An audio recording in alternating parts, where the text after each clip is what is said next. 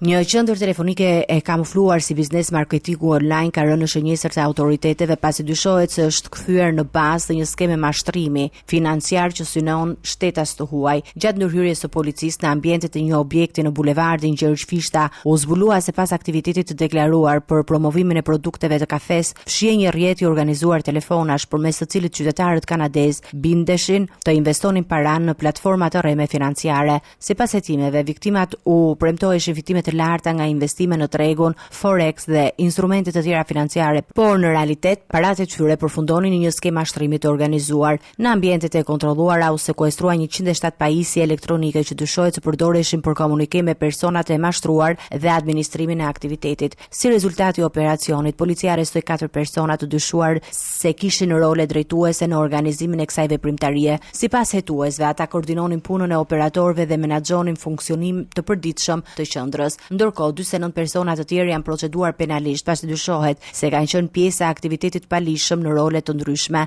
Autoritetet dyshojnë se personat e arrestuar nuk janë përfitues kryesor të skemës. Për këtë arsye, hetimet janë zgjeruar për të identifikuar organizatorët kryesor dhe personat që kanë përfituar financiarisht nga aktiviteti i dyshuar kriminal. Policia po bashkëpunon edhe me partner ndërkombëtar për të dokumentuar dëmet e shkaktuara dhe për të identifikuar të gjitha viktimat që mund të jenë mashtruar përmes kësaj skeme ndërkombëtare investimesh fiktive.